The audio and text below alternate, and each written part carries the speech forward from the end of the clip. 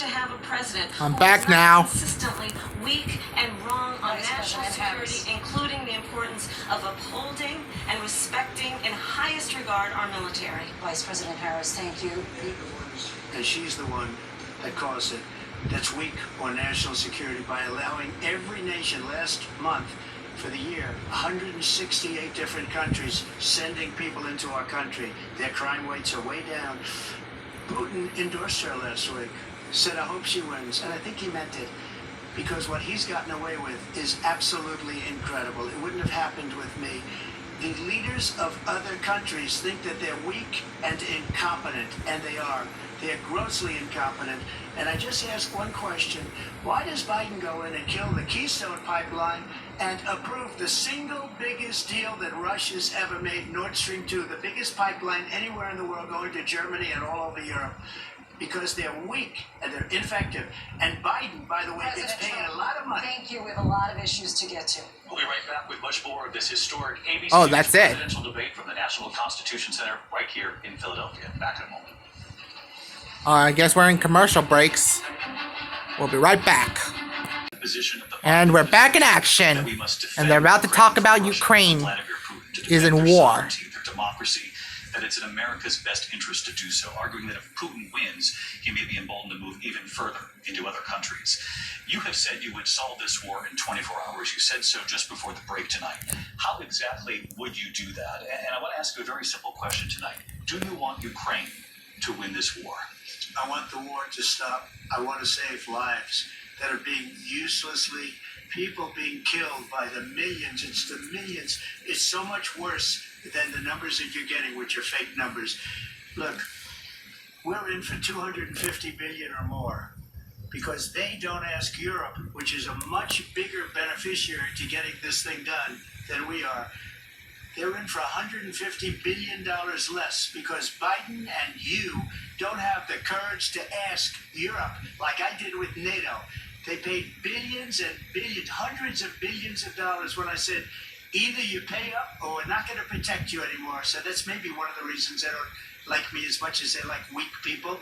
But you take a look at what's happening. We're in for 250 to 275 billion. They're into 100 to 150. They should be forced to equalize. With that being said, I want to get the war settled. I know Zelensky very well, and I know Putin very well. I have a good relationship, and they respect your president, okay? They respect me. They don't respect Biden. How would you respect him? Why? For what reason? He hasn't even made a phone call in 2 years to Putin, hasn't spoken to anybody. They don't even try and get it. That is a war that's dying to be settled. I will get it settled before I even become president. If I win, when I'm president-elect, and what I'll do is I'll speak to one, I'll speak to the other, I'll get them together. That war would have never happened. And in fact, when I saw Putin after I left, unfortunately left because our country has gone to hell.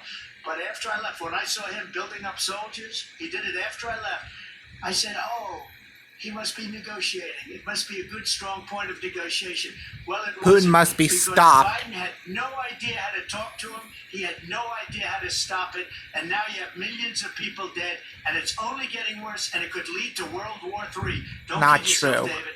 We're playing with World War III, and we have a president that we don't even know if he's... Where is our president? We don't even know if he's a president. And just to clarify, they threw him out of a campaign like a dog. We don't even know. Is he our president? But we have a president, Mr. President, that doesn't know he's alive. your time is up. Just to clarify the question, do you believe it's in the U.S. best interest for Ukraine to win this war, yes or no? I think it's the U.S. best interest to get this war finished and just get it done. All right. Negotiate a deal, because we have to stop all of these human lives from being destroyed. I want to take this to Vice President Harris. I want to get your thoughts on support for Ukraine in this moment, but also as Commander-in-Chief, if elected, how would you deal with Vladimir Putin, and would it be any different from what we're seeing from President Biden? Well, first of all, it's important to remind the former president you're not running against Joe Biden, you're running against me. I believe the reason that Donald Trump says that this war would be over within 24 hours is because he would just give it up. And that's not who we are as Americans. Let's understand what happened here. I actually met with Zelensky a few days before Russia invaded tried through force to change territorial boundaries, to define one of the most important international rules and norms, which is the importance of sovereignty and territorial integrity. And I met with President Zelensky. I shared with him American intelligence about how he could defend himself. Days later, I went to NATO's eastern flank, to Poland and Romania. And through the work that I and others did, we brought 50 countries together to support Ukraine in its righteous defense. And because of our support, because of the air defense, the ammunition, the artillery, the javelins, the Abrams tanks that we have provided, Ukraine stands as an independent and free country. If Donald Trump were president, Putin would be sitting in Kyiv right now. And understand what that True. would mean. Because Putin's agenda Like Hitler does is not in just about in Ukraine. Israel, what he did Understand since why the Nazis European allies invaded. and our NATO allies are so thankful that you are no longer president, and that we understand the importance of the greatest military alliance the world has ever known, which is NATO, and what we have done to preserve the ability of Zelensky and the Ukrainians to fight for their independence. Otherwise, Putin would be sitting in Kyiv with his eyes on the rest of Europe, starting with Poland. And why don't you tell the 800,000 Polish Americans right here in Pennsylvania how quickly you would give up for the sake of favor and what you think is a friendship with what is known to be a dictator who would eat you for lunch. Vice President Harris, thank you. We've heard from both of you. I never on liked Ukraine tonight. dictators. Afghanistan came up in the last hour. I Hitler's wanted a to respond to something dictator. you said earlier, and please, I'll give you a minute here. Putin would be sitting in Moscow, and he wouldn't have lost 300,000 men and women, but he would have been sitting in Moscow, quiet please, he would have been sitting in Moscow much happier than he is right now. But eventually, he's got a thing that other people don't have. He's got nuclear weapons. They don't ever talk about that. He's got nuclear weapons. Nobody ever thinks about that. And eventually, maybe he'll use them, and maybe he hasn't been that threatening, but he does have that. Something we don't even like to talk about. Nobody likes to talk about it. But just so you understand, they sent her to negotiate peace before this war started. 3 days later, he went in and he started the war because everything they said was weak and stupid. They said the wrong things. That war should have never started. She was the emissary. They sent her in to negotiate with Zelensky and Putin, and she did. And the war started 3 days later. And that's the kind of talent we have with her. She's worse than Biden. In my opinion, I think he's the worst president in the history of our country. She goes down as the worst vice president in the history of our country. But let me tell you something. She is a horrible negotiator. They sent her in to negotiate as soon as they left. Putin did the invasion. President Trump, thank you. You did bring up something. You said she went to negotiate with Vladimir Putin. Vice President Harris, have you ever met Vladimir Putin? Can you clarify tonight? Yet again, I said it at the beginning of this debate, you're going to hear a bunch of lies coming from this fellow. And that is another one. When I went to meet with President Zelensky, I've now met with him over 5 times. The reality is it has been about standing as America always should, as a leader upholding international rules and norms, as a leader who shows strength, understanding that the alliances we have around the world are dependent on our ability to look out for our friends and not favor our enemies because you adore strongmen instead of caring about democracy. And that is very much what is at stake here. The President of the United States is Commander-in-Chief. And the American people have a right to rely on a president who understands the significance of America's role and responsibility in terms of ensuring that there is stability and ensuring we stand up for our principles and not sell them for the benefit of personal flattery.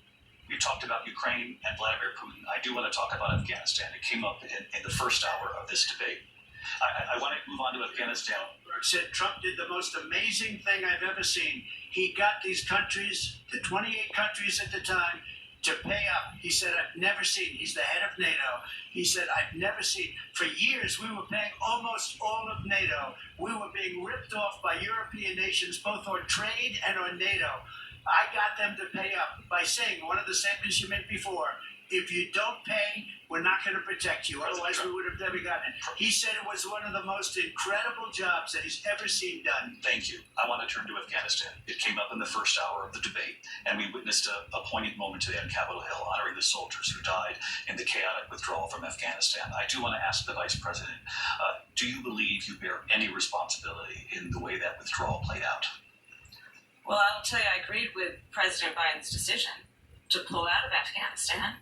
4 presidents said they would, and Joe Biden did. And as a result, America's taxpayers are not paying the $300 million a day we were paying for that endless war. And as of today, there is not one member of the United States military who is in active duty in a combat zone in any war zone around the world, the first time this century. But let's understand how we got to where we are. Donald Trump, when he was president, negotiated one of the weakest deals you can imagine. He calls himself a deal maker. Even his national security advisor said it was a weak, terrible deal. And here's how it went down. He bypassed the Afghan government. He negotiated directly with a terrorist organization. And hey, I need to pause for a while, everyone. All right. Former president, as president, invited Thought I heard someone at the door. to Camp David because he does not again appreciate the role and responsibility of the President of the United States to be commander-in-chief with a level of respect. And this gets back to the point of how he has consistently disparaged and demeaned members of our military, fallen soldiers, and the work that we must do to uphold the strength and the respect of the United States of America around the world. Vice President Harris, thank you. President Trump, your response to her saying that you began the negotiations Yeah, thank with you. the Taliban. So, if you take a look at that period of time, the Taliban was killing our soldiers, a lot of them, with snipers. And I got involved with the Taliban because the Taliban was doing the killing. That's the fighting force within Afghanistan. They don't bother doing that because, they deal with the wrong people all the time. But I got involved. And Abdul is the head of the Taliban. He is still the head of the Taliban. And I told Abdul, don't do it anymore. You do it anymore, you're going to have problems. And he said, why do you send me a picture of my house? I said, you're going to have to figure I it out. remember about it in And for Afghanistan. 18 It was months, chaos. We had nobody killed. We did have an agreement negotiated by Mike Pompeo. It was a very good agreement. The reason it was good, we were getting out. We would have been out faster than that, but we wouldn't have lost the soldiers. We wouldn't have left many Americans behind. And we wouldn't have left $85 billion worth of brand new, beautiful military equipment behind. And just to finish, they blew it. The agreement said you have to do this, and they didn't do it. They didn't do it. The agreement was terminated by us because they didn't do what they were supposed to do. I want to move And on. these people did the worst withdrawal, and in my opinion, the most embarrassing moment in the history of our country. And by the way, that's why Russia attacked Ukraine, because they saw how incompetent she and her boss are.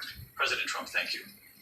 I want to move on now to race and politics in this country. Mr. President, you recently said of Vice President Harris, quote, I didn't know she was black until a number of years ago when she happened to turn black, and now she wants to be known as black. I want to ask a bigger picture question here tonight. Why do you believe it's appropriate to weigh in on the racial identity of your opponent? I don't, and I don't care. I don't care what she is. I don't care. You make a big deal out of something. I couldn't care less. Whatever she wants to be. Oh, is okay don't with you me. deny it. That was very I offensive. don't know. I mean, all I can say is I read where she was Doesn't matter. not black, that she put out, and I'll say that. And then I read that she was black, and that's okay. Either one was okay with me. That's up to her. That's up to her. Vice President Harris, your thoughts on this? I think honestly, I think it's a tragedy that we have someone who wants to be president who has consistently, over the course of his career, You will be the attempted to use race first to divide woman the to American be people. president and the second Now, I do person believe that the vast majority of us know that we have so much color more in who common than is separates us, president. and we Just don't like want Barack Obama was the this first kind person approach that is of just color. constantly trying to divide us, and especially by race. And let's remember how Donald Trump started. He was he owned land, he owned buildings, And he was investigated because he refused to rent property to black families. Let's remember, this is the same individual who took out a full-page ad in the New York Times calling for the execution of 5 young black and Latino boys who were innocent, the Central Park 5. Since he was Took out a 30s. full-page ad calling for their execution. This is the same And that was very unfair. who spread birther lies about the first black president of the United States. And I think the American people want better than that. Since Want better than Obama. this. Want someone who understands, as I do, I travel our country. I miss Barack. We see in each other a friend. We Uncle see Barack in each other a neighbor. Was a good We president. don't want a leader who is constantly trying to have Americans point their fingers at each other. I meet with people all the time who tell me, can we please just have discourse about how we're going to invest in the aspirations and the ambitions and the dreams of the American people? Knowing that regardless of people's color or the language their grandmother speaks, we all have the same dreams and aspirations and want a president who invests in those, not in hate and division. Vice President Harris, thank you. Lindsay? President Trump, this is now your 3rd time. This is the most divisive presidency in the history of our country. There's never been anything like it. They're destroying our country, and they come up with things like what she just said. Going back many, many years, when a lot of people, including Mayor Bloomberg, agreed with me on the Central Park 5, they admitted, they said, they pled guilty. And I said, well, if they pled guilty, they badly hurt a person, killed a person ultimately. And if they pled guilty, then they pled, we're not guilty. But this is a person that has to stretch back years, 40, 50 years ago, because there's nothing now. I built one of the greatest economies in the history of the world, and I'm going to build it again. It's going to be bigger, better, and stronger. But they're destroying our economy. They have no idea what a good economy is. Their oil policies, every single policy. And remember this, she is Biden. You know, she's trying to get away from Biden. I don't know the gentleman, she says. She is Biden. The worst inflation we've ever had. A horrible economy. Oh my God. because You know inflation Biden, has made it my so dad is bad not there. that she can't get away with that. Your time's up. I want to respond to that. I want to just respond briefly. Clearly, I am not Joe Biden, and I am certainly not Donald Trump. And what I do you're not offer Obama is as a new well. generation of leadership for our country. One who believes in what is possible. One who brings a sense of optimism about what we can do instead of always disparaging the American people. I believe in what we can do to strengthen our small businesses, which is why I have a plan. Let's talk about our plans and let's compare the plans. I have a plan to give startup businesses $50,000 tax deduction to pursue their ambitions, their innovation, their ideas, their hard work. I have a plan, $6,000 for young families for the first year of your child's life to help you in that most critical stage of your child's development. I have a plan that is about allowing people to be able to pursue what has been fleeting in terms of the American dream by offering a help with down payment of $25,000 down payment assistance for first-time home buyers. That's the kind of conversation, I believe, David, that people really want tonight, as opposed to a conversation that is constantly about belittling and name-calling. Let's turn the page. Vice President Harris. Turn it. Thank you. Let's turn to policy. President Let's Trump, turn we to have to policy. move on. President Trump. Let's turn to policy, please. To defund the police, she has a flat. Oh my God, not with the defund the police again. She has a plan to not allow fracking in Pennsylvania or anywhere else. Okay. That's what her. Why are you wasting your time? I just need to President respond. Trump, No, the President former Trump. president has said No, I'm something sorry. twice that I need to respond to. I'm sorry, we're I gonna just need to move respond on, Vice one President time Harris. to what he has President said Trump, this is now your third time running for president. You have long vowed to repeal and replace the Affordable Care Act, also known as Obamacare. You have failed to accomplish that. You now say you're going to keep Obamacare, quote, unless we can do something much better. Last month, you said, quote, we're working on it. So tonight, 9 years after you first started running, do you have a plan, and can you tell us what it is? Obamacare was lousy health care, always was. It's not very good today. And what I said, that if we come up with something, and we are working on things, we're going to do it and we're going to replace it. But remember this, I inherited Obamacare because Democrats wouldn't change it. They wouldn't vote for it. They were unanimous. They wouldn't vote to change it. If they would have done that, we would have had a much better plan than Obamacare. And my storage is about to be out. They wouldn't vote for it. Hope you enjoyed, I had a everyone. choice to make when I was president. Do I save it? I'll and let make the it camera as good run as it out. can be? Never going to be great. Or do I Enjoy the let it debate. rot? And I felt I had an obligation, even though politically it would have been good to just let it rot and let it go away. I decided, and I told my people, the top people, and they're very good people. I have a lot of good people in that administration. We read about the bad ones. We had some real bad ones too, and so do they. They have really bad ones. The difference is they don't get rid of it. But let me just explain. I had a choice to make. Do I save it and make it as good as it can be, or do I let it rot? And I saved it. I did the right thing. But it's still never going to be great, and it's too expensive for people. And what we will do is we're looking at different plans. If we can come up with a plan that's going to cost our people, our population, less money and be better health care than Obamacare, then I would absolutely do it. But until then, I'd run it as good as it can be run. So just a yes or no, you still do not have a plan.